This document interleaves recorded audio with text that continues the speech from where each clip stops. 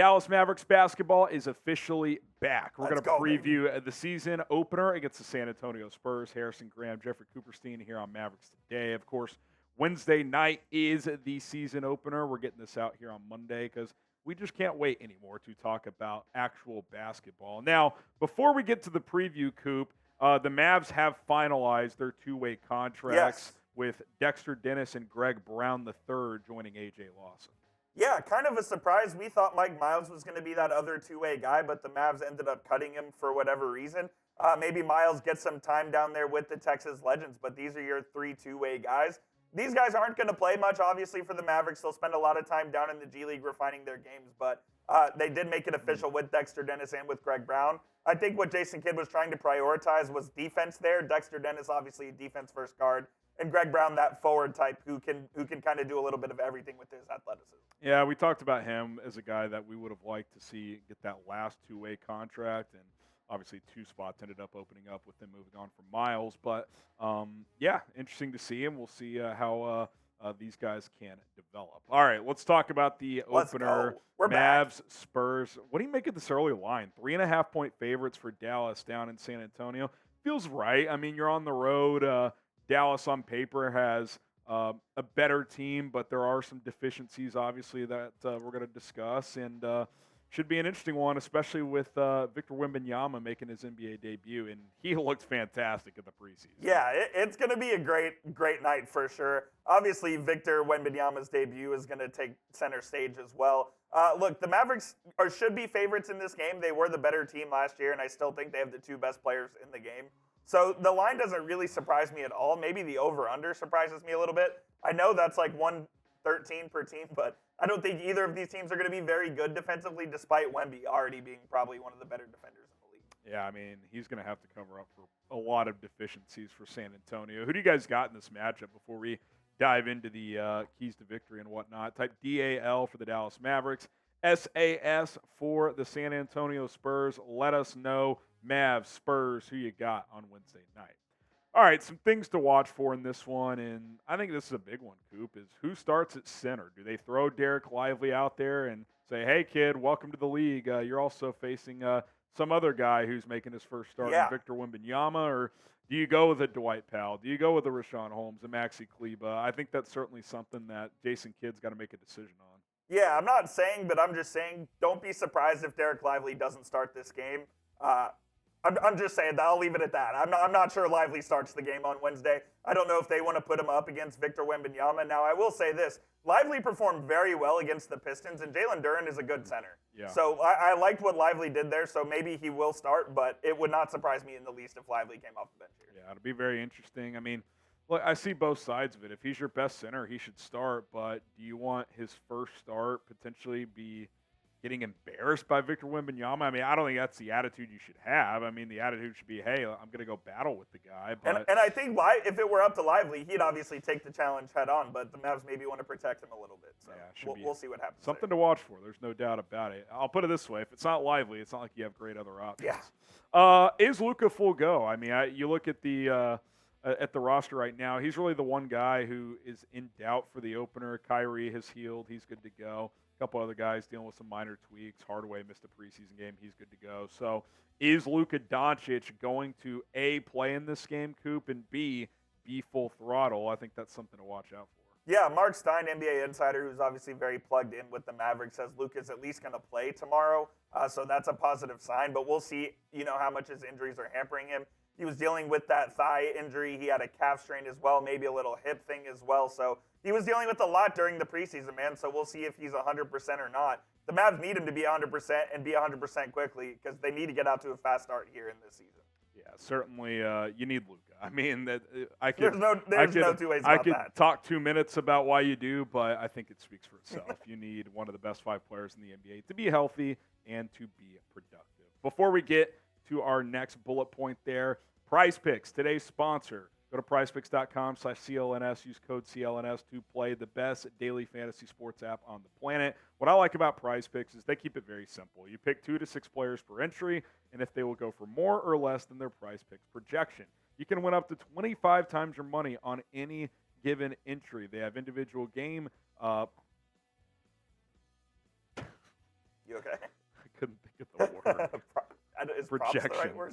Yeah, I didn't want to say props. No, That's what I good. was about to say. You can just restart the read. I'll figure out a way to splice. Okay, sorry. No, you're good.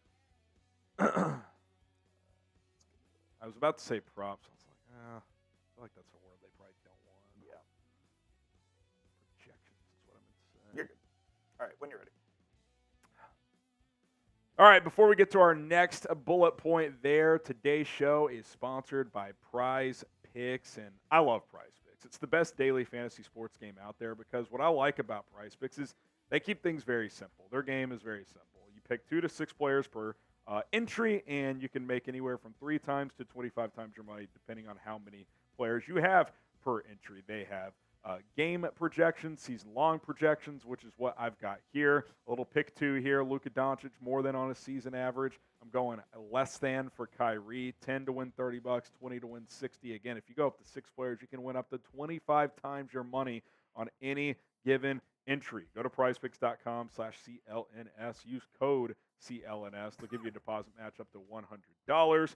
At Prize Picks, you're not playing against pros. You're not playing against Sharks or any other players. It's just you versus the Prize Picks projection. Big fan of that. Code CLNS at prizepicks.com/CLNS gets you that deposit match.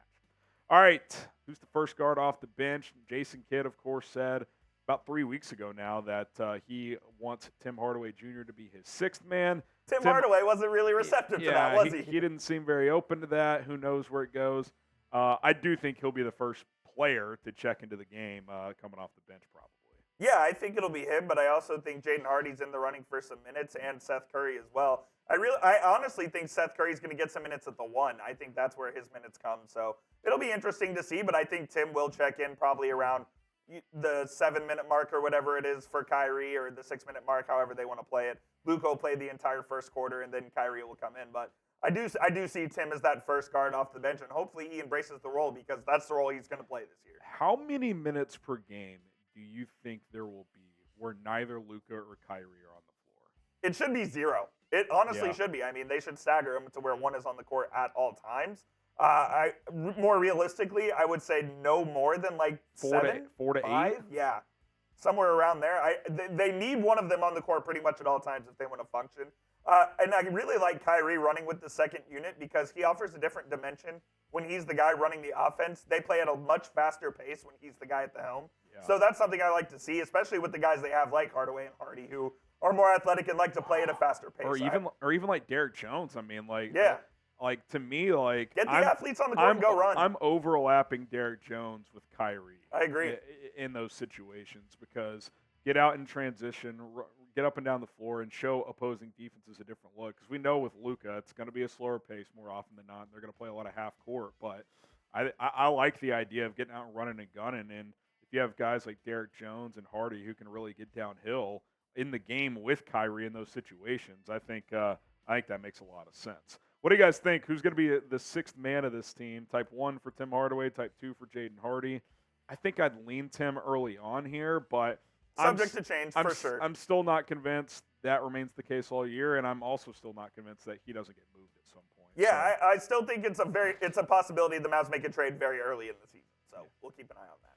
What is the intensity level? You really never know what to expect in these basketball openers because I feel like fans are jacked up and a lot of players are too, but then you kind of sit back and you realize, okay, it's an 82-game season. Like, are they going full throttle? It's hard to say for sure. But the first game is always amplified, though. You always want to win that first game. And when you win or lose it, it feels like you're either going to win the championship or you're going to go 0-82, never win again. And you got to think that the energy inside that building in San Antonio with Wemby's first start is going to be palpable. Oh, it's going to be awesome. I think that's going to be the buzz of the whole game, and you kind of spoiled it, but that'll be our last takeaway. That's kind of what it is. The Mavs need to come out there and they need to show the intensity that they've shown in the preseason because I think they have played with some intensity. It's a matter of whether they'll be able to actually translate that onto the defensive end or not and guard rebound because that's really where they lack. Basically, where they lack everything is in those 2 areas. Speaking of Wednesday night, we're there. We will be live for a Mavs Spurs watch party. Do not miss it out. We will go live 8 o'clock Central Time. Tip off at 8:30. So be there or be square. Should be fun. Look, call me what you want. I'm excited to watch Wemby. How can you not be? I mean, I am fascinated to see how this guy plays Yeah.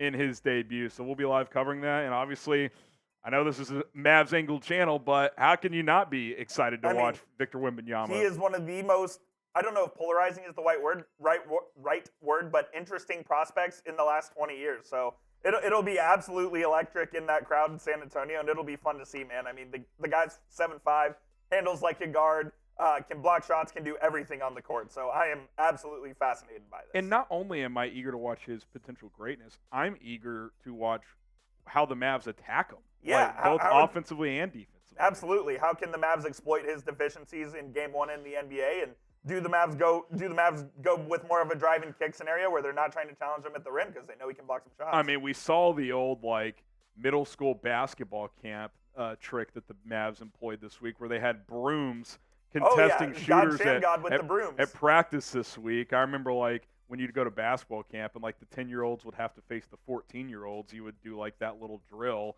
I mean, the Mavs don't have anyone near 7'5", so you can practice all you want. You can't practice for 7'5", man. No, it's going to be something. So, very fascinated to see how this plays out. What do you guys think? Wembanyama's debut, 19.5 points for Wemby. Will he get 20 or more in his first game? If so, type M for more. Think it's going to be less. If you think Dallas can hold him in check a little bit, type L for less. I'll be honest, Coop, with this center situation for Dallas right now. I'm taking the more.